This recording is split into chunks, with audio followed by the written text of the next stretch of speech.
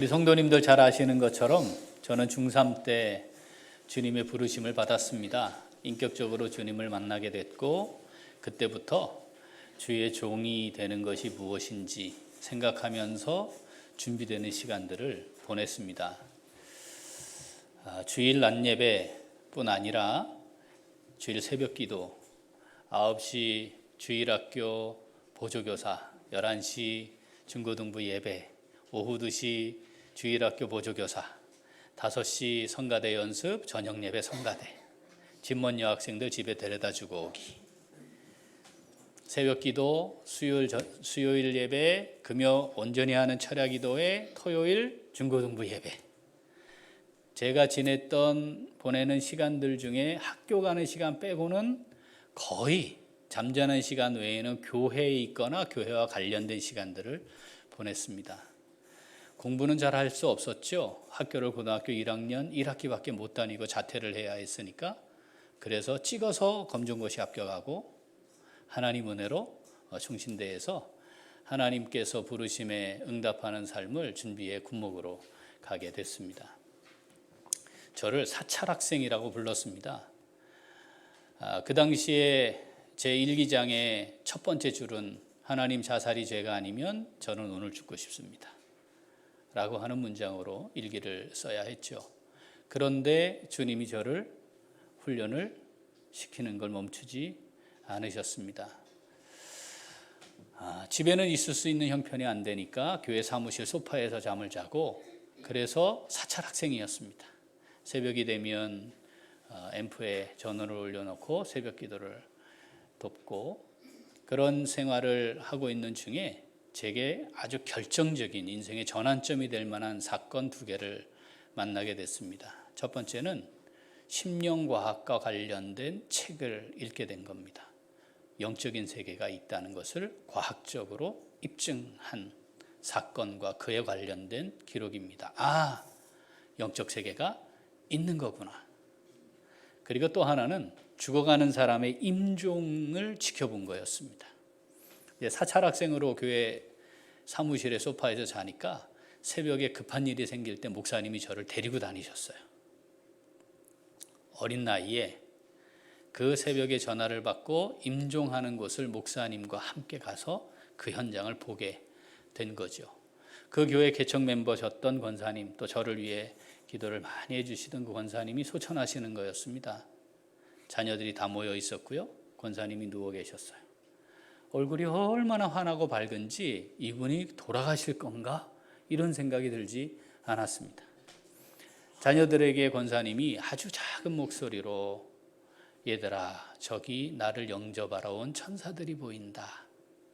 얘들아, 나는 이제 천국으로 가는데 너희들도 신앙생활 잘 하다가 우리 천국에서 다시 보자고 나지막한 목소리로 말씀하셨어요.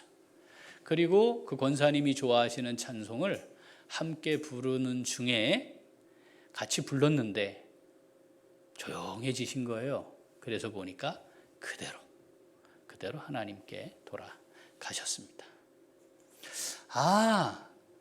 이 믿음으로 하나님 앞에 돌아가는 자리는 이런 모습이구나. 이걸 제가 너무 선명하게 본 것이었죠.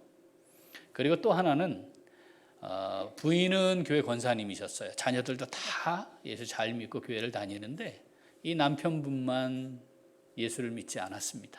그런데 임종을 하게 됐어요. 그래서 또 그 집을 가게 됐습니다. 그 권사님이 목사님께, 목사님 마지막으로 한 번만 더 예수 믿을 수 있는 기회를 좀 가지면 좋겠다 해서 거기도 자손들이 모여 있었습니다. 제 느낌으로는 굉장히 무서웠습니다. 얼굴도 아주 검게 변해 있었고, 이분이 마지막으로 남긴 말은 얘들아 나를 좀 살려다오, 얘들아 나를 좀 살려다오, 이런 거였습니다. 그리고 저기 나를 잡으러 검은 옷을 입은 이들이 나를 잡으러 왔다. 두려움과 공포 속에서 임종을 하셨습니다.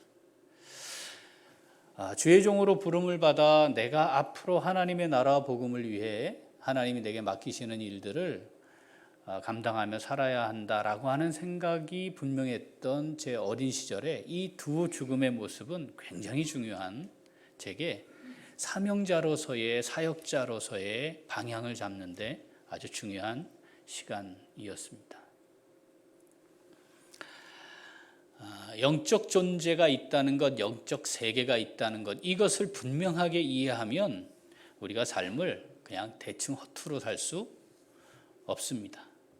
또 누구에게나 도달하게 될 이 땅의 삶이 정리되는 시점이 있다는 걸 분명히 인식하고 사는 사람, 그리고 그 마지막 순간이 하나님을 향해 가는 것이다라는 것을 분명히 인식하는 사람, 이 땅의 삶을 대충 또는 허투루 살아갈 수 없게 되겠죠. 이것이 분명한 삶을 살아가도록 하는 것, 내가 그렇게 살고 내가 앞으로 사역하게 될 교회의 성도들이 그렇게 살도록 하는 것, 이거 굉장히 중요한 것이겠다. 이것이 어린 나이에 제가 생각하게 된 거였습니다. 그런데 죽음 앞에 임종의 순간에 보여지는 모습, 그건 임종하기 전날 내가 임종할 때 이런 모습으로 나는 죽을 거야, 나는 이런 모습으로 주님 앞에 설 거야, 마음 먹었다고 되는 게 아닙니다. 그건 오랜 기간 살아왔던 삶의 열매로 나타나는 거지요. 신앙생활을 계속 해오며 성령의 인도하심과 교통하심 가운데 살아왔던 믿음의 삶의 열매로 그날의 모습이 나타나는 거지요. 따라서 우리가 지금 하나님께서 오늘을 허락해서 우리가 여기에 지금 앉아있고 하나님께 예배하고 있는데, 지금 살아가고 있는 삶의 열매가 주님 앞에 서는 날 확인된다라고 생각을 하면, 도대체 나는 얼마나 더 이 땅의 삶을 살아가는 것일까? 내게 하나님이 허락하실까? 나는 얼마나 나의 삶의 걸음을 이어가야 할까? 이런 생각을 하게 되고, 어떻게 해야 할 것인가? 그렇다면 나는 오늘을 어떻게 살아야 할 것인가 하는 생각을 하게 되어 있습니다. 우리 어떻습니까? 그 생각 가운데 살고 계시나요? 오늘 시편 90편 읽었던 본문 말씀은 위대한 하나님의 종 모세가 쓴 말씀입니다. 위대한 하나님의 역사를 이룬 그 사람이 이렇게 고백을 하고 있지 않습니까? 우리의 연수가 70이요 강건하면 80인데 신속히 간다. 어떻게 가요? 날아가듯이 신속히 간다. 저도 제가 곧 6학년이 된다는 거 사실 이거 잘 실감나지 않습니다. 이거 더 빨리 갈 것 같은데 갈수록. 얼마나 남았을까요? 하나님이 우리 각자에게 허락한 시간은 얼마나 남았을까요? 이 시편 90편을 통해 12절에 이렇게 하나님 우리에게 말씀합니다. 우리 날 계수함을 가르쳐 지혜로운 마음을 갖게 해 주십시오라고 기도하면서 우리에게 이렇게 말씀하는 거죠. 너희는 너희의 날 잘 세고 있지? 너희의 날이 어떤지 잘 알고 있지? 그걸 아는 것이 지혜란다 라고 말씀하시는 거죠. 얼마나 남았을까요? 우리는 얼마나 더 살까요? 사는데 건강하게 살까요? 고단하게 살까요? 어렵게 살까요? 힘들게 살까요? 만족하고 감사하며 기쁨으로 살아갈까요? 등등. 우리의 남은 날이 어떤지를 계수하는 것이 필요합니다. 여기에 남은 날을 센다는 것은 결국은 그 남은 날이 내게 속한 것이 아니고 하나님께 속했음을 인정하는 거죠. 얼마나 우리에게 주어질까요? 10년 계획하십니까? 20년 후를 생각하십니까? 30년 뒤를 위해 사십니까? 근데 그거 잘 세야 돼요. 잘 세보면 이게 세는 게 참 부질없구나. 왜냐하면 그건 내가 결정하는 게 아닌데 이렇게 되는 거죠. 거기서부터 우리는 인생의 지혜로운 삶을 비로소 시작할 수 있습니다. 사랑하는 우리 귀한 식구들, 우리의 남은 날을 계수할 줄 아는 참된 지혜가 있기를 소원합니다. 그거 하나님께 있어요. 그러니까 오늘 하나님이 내게 주신 이 날, 오늘을 하나님 앞에서 성령의 인도하심 가운데 살아가기로 결단함이 있어야 합니다.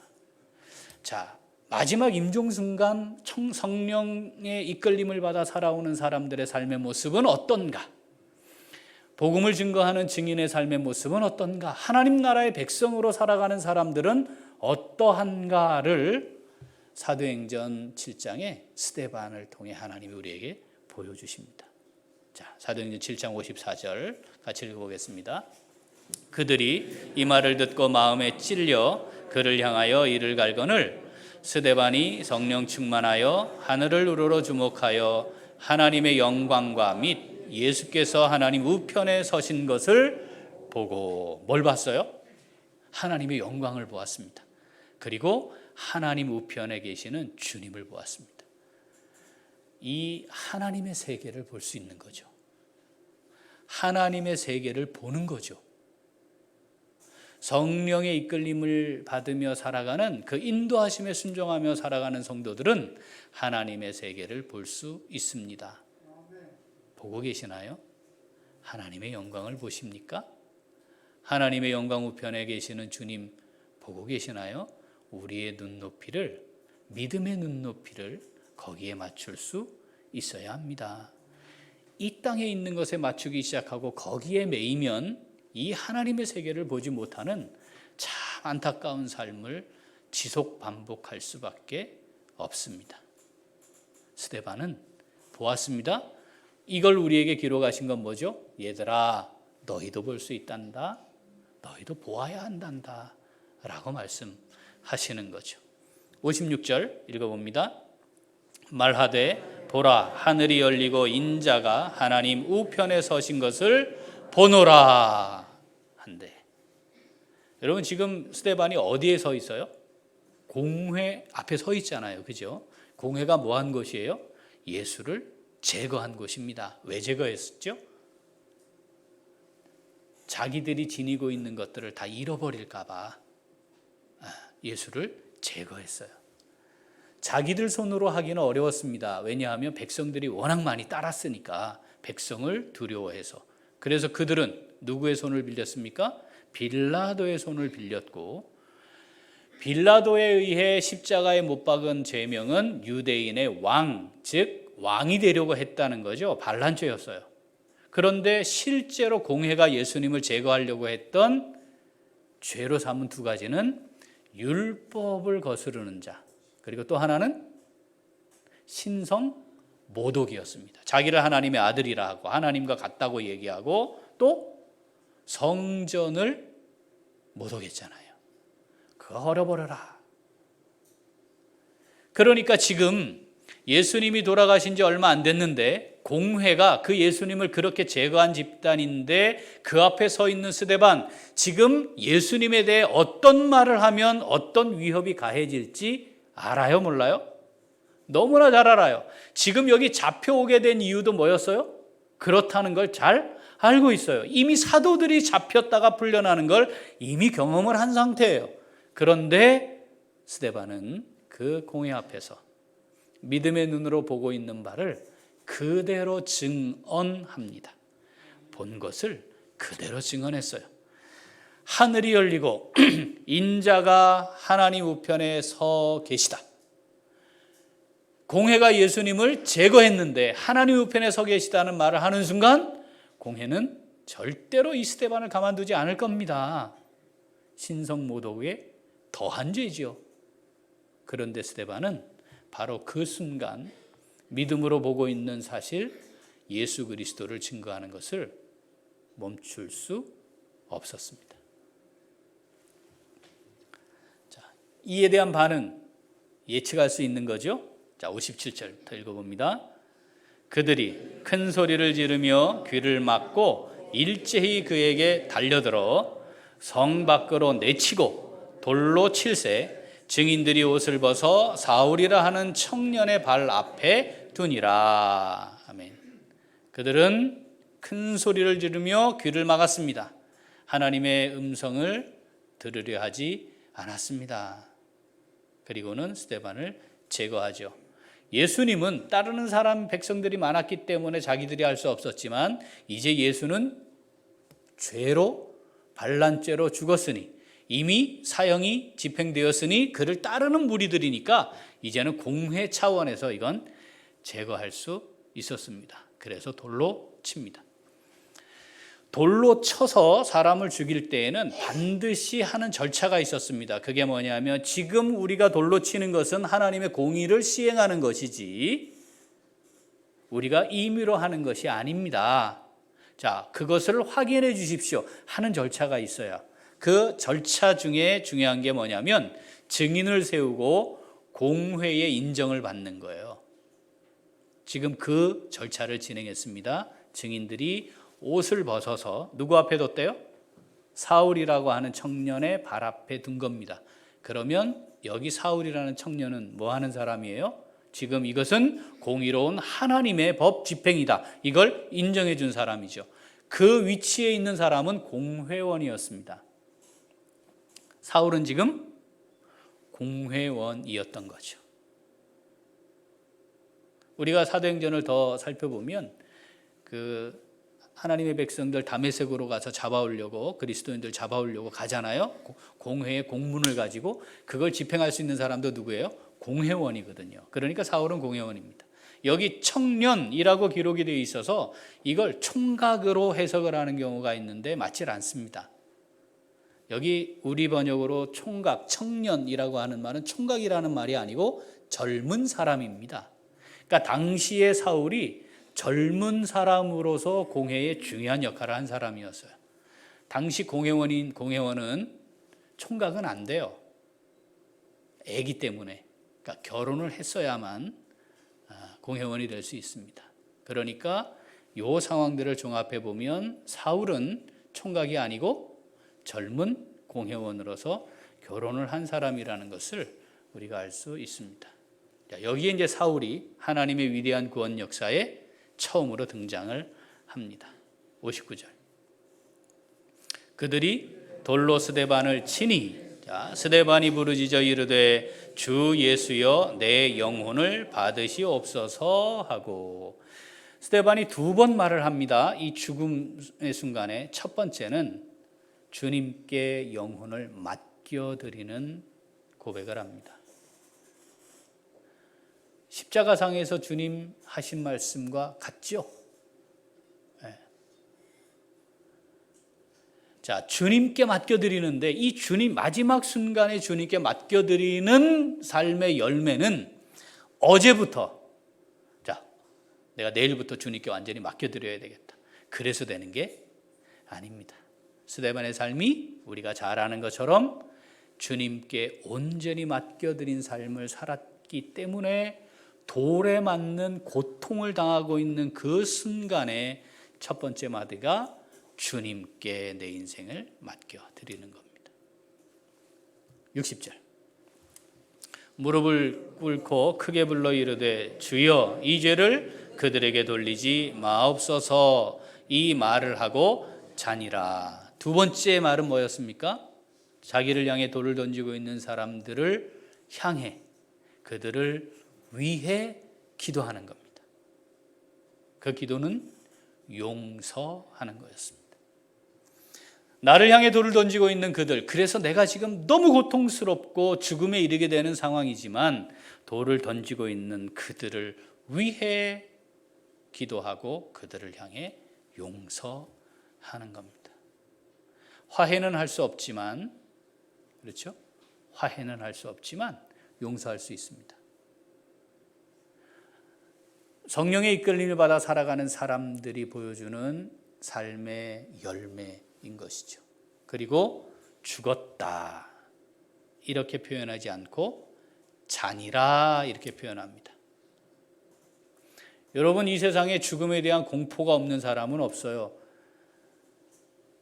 이 죽음에 대한 공포 때문에 어떻게 하든지 이 땅에 하루라도 더 살고 싶어 하는 거거든요. 두려움이죠. 그런데 성경은 죽음이라고 하는 것이 믿는 자들에게는 심판과 멸망의 통로가 아니기 때문에 영원한 하나님이 예비하신 처소에 들어가는 것이요, 주님이 재림하실 때 완전하게 된 부활의 생명체로 부활의 몸을 입게 될 것이기에 표현을 어떻게 한다고요? 잔다. 우리가 죽음 앞에 살아가고 있는 하나님의 사람들로서 우리도 잠들면 좋겠습니다. 스데반이 이렇게 임종을 맞았다는 거예요. 스데반이 위대한 사람이죠. 믿음이 좋은 사람이죠. 훌륭한 사람이죠. 이야, 어떻게 이럴 수 있었을까?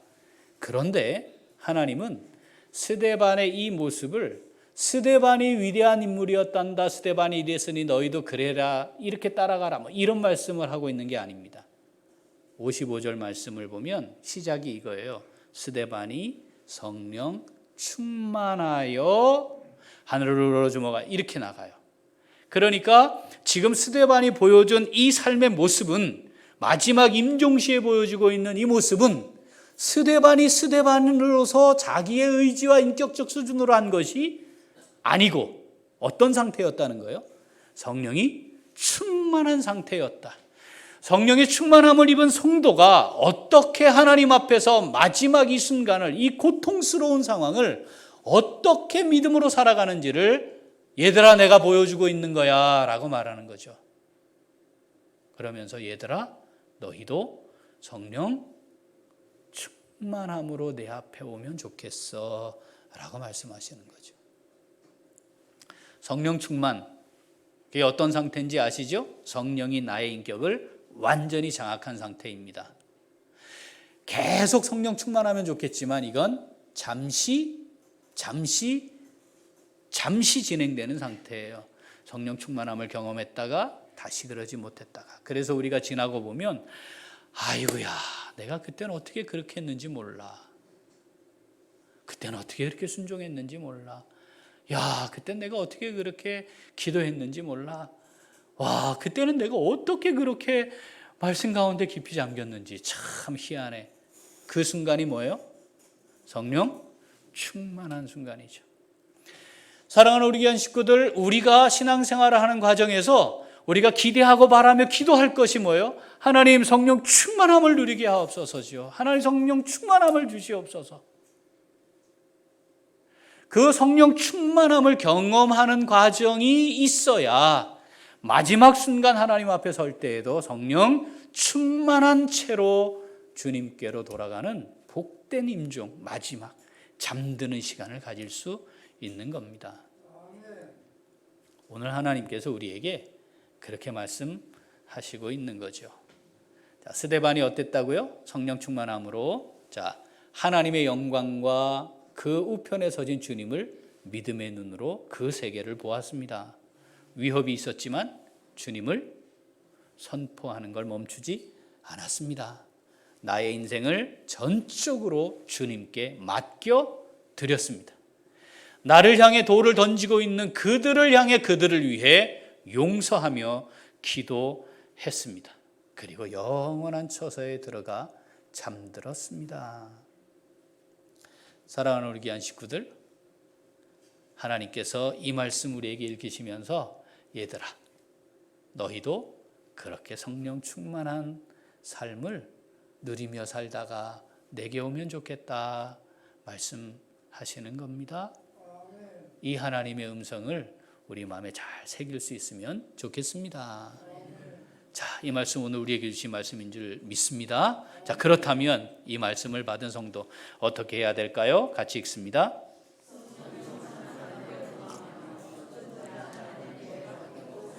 한 번 더. 성령 충만함을 경험하며 주권자 하나님께 맡기고 살아갑니다. 성령 충만함을 경험할 수 있는 우리 모두가 될 수 있기를 소원합니다. 자, 믿음으로 성령의 인도하심을 누리며 살아가는 사람은 하나님의 세계를 봅니다. 여러분 보시나요?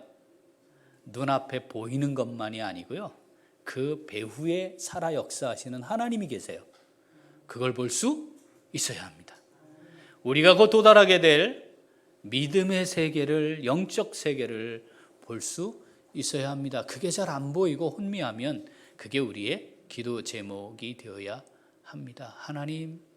하나님의 세계의 영적 세계를 볼 수 있는 믿음의 눈을 열어 주옵소서. 히브리서 11장 3절 읽어보겠습니다. 믿음으로 모든 세계가 하나님의 말씀으로 지어진 줄을 우리가 아나니 보이는 것은 나타난 것으로 말미암아 된 것이 아니니라. 아멘. 우리가 지금 보고 있는 것은요, 하나님께서 있게 하셔서 있는 거예요. 나타난 것, 이 세상에 존재하는 것에서 자꾸 이것이 만들어졌다고 접근하는 순간 하나님의 세계를 볼 수 없어요. 여러분, 하나님이 있으라, 내라 해서 우주 만물이 만들어졌어요. 전설 따라 삼천리. 여러분 진짜 믿으십니까? 진짜예요? 있으라, 내라 했더니 우주 만물이 만들어졌대요. 이건 믿어지는 거라니까요. 믿어지는 겁니다. 제가요, 정확하게 맞지 않으면 이걸 잘 견디지 못하는 사람이에요, 제가. 그래서 원칙주의자이기도 하고요. 앞뒤가 맞지 않는 걸 자꾸 우기는 거, 이게 참 굉장히 괴로워요, 저는. 그래서 세고요, 아주 꼬장꼬장하고요, 과격하고요. 지금은 뭐 대충 이빨 발톱 다 빠져가지고 지금은 하나님이 모난 거 이렇게 많이 만지셨는데 제가 그랬습니다. 그때에는 택도 아닌 소리 하면 절대 그냥 넘어가는 법이 없죠. 그런데 이게요, 이게 택도 아닌 건데 이게 그냥 쑥 들어왔어요. 있으라 하니 생긴 거예요. 내라 하니까 우주 만물이 만들어졌어요. 그런 거예요. 야, 설명해봐. 논리적으로 설명해봐. 설명 안 돼요. 야, 근데 어떻게 그걸 믿냐? 아니, 믿어지는 거예요. 하나님이니까 그렇게 하시지. 아니, 그 정도 하시니까 또 하나님이지. 다른 말이 뭐 필요해? 우리가 다 설명해낼 수 있다? 그 가짜 하나님이지.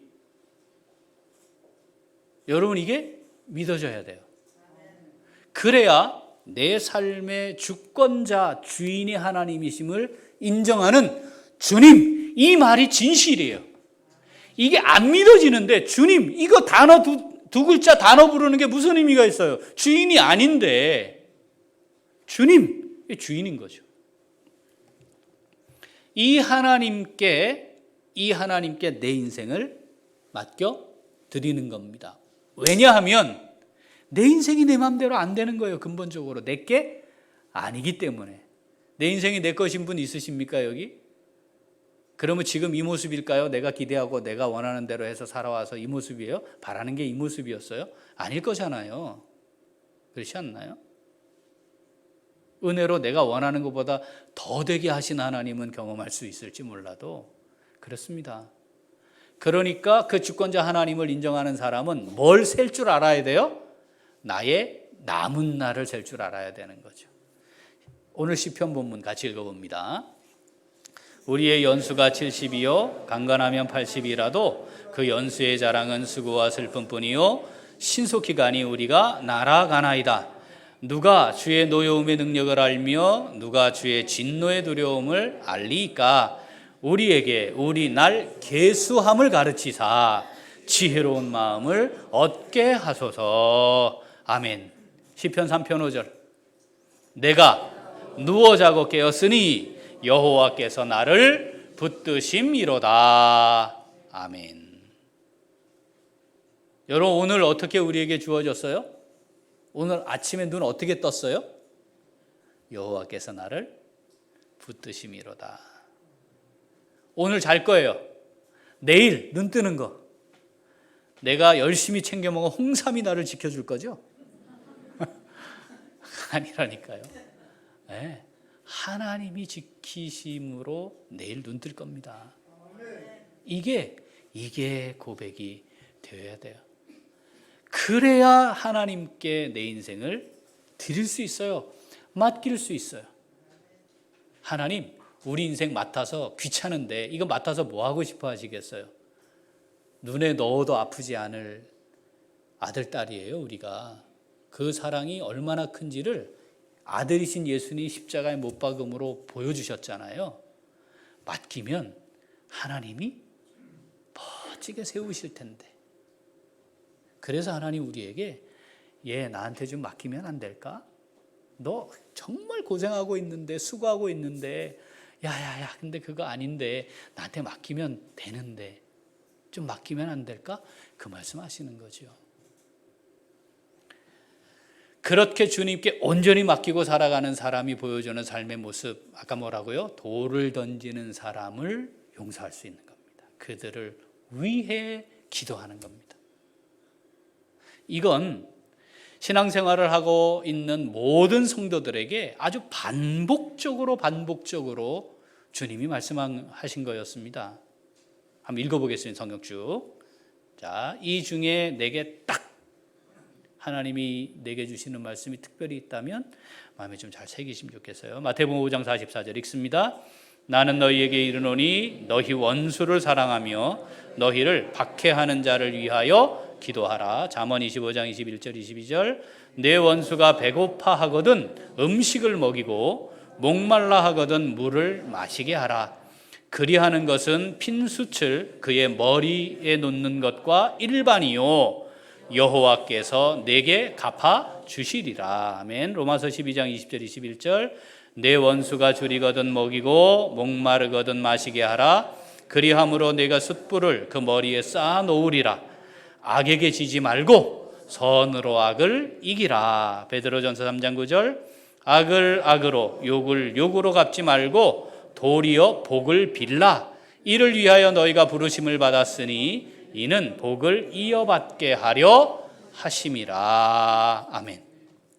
이렇게 하면 바보 같고요, 멍청하고요, 전 왜 저러냐, 왜 지가 저렇게 다 덮어쓰고 사냐, 이렇게 사람들은 말할지 모르지만 하나님이 다 아시고 갚으실 것이라 말씀하시며 복을 이어받게 하려고 내가 너에게 이렇게 말하는 거야 라고 말씀하시는 거죠. 누가 심판하실까요? 누가 심판하실까요? 하나님 심판하세요. 우리가 이걸 믿어야 돼요. 진짜로 믿어야 해요. 이걸 믿는 사람 어떻게 하죠? 하나님께 맡깁니다. 베드로전서 2장 22절 23절 읽어봅니다. 그는 죄를 범하지 아니하시고 그 입에 거짓도 없으시며 욕을 당하시되 맞대어 욕하지 아니하시고 고난을 당하시되 위협하지 아니하시고 오직 공의로 심판하시는 이에게 부탁하시며. 아멘. 정말 괴로울 수 있어요. 고통스러울 수 있는데 그때 우리가 말씀을 붙드는 거죠. 어떻게 할 것인가의 기준을 이 말씀 붙들고 하나님 앞에 엎드리는 거죠. 우리가 하나님 앞에 내 인생을 맡긴다는 것, 사실은 다양한 상황 속에서 많은 것을 생각하고 결정해야 합니다. 그런데 그 결정의 기준이 하나님의 말씀이 되어야 합니다.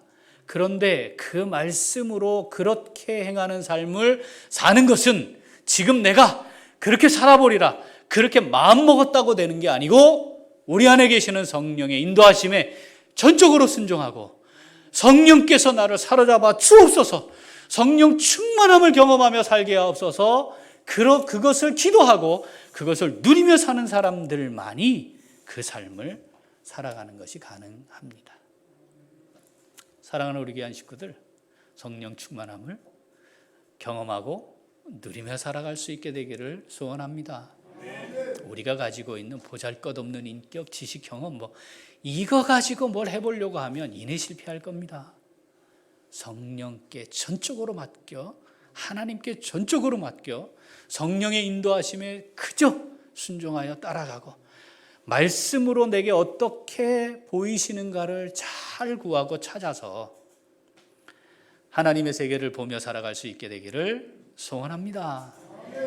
전적으로 하나님이 내 삶의 주인이심을 믿고 나를 통해 증거하기를 원하시는 예수 그리스도를 증거하고 선포하는 삶을 살아갈 수 있게 되기를 소원합니다.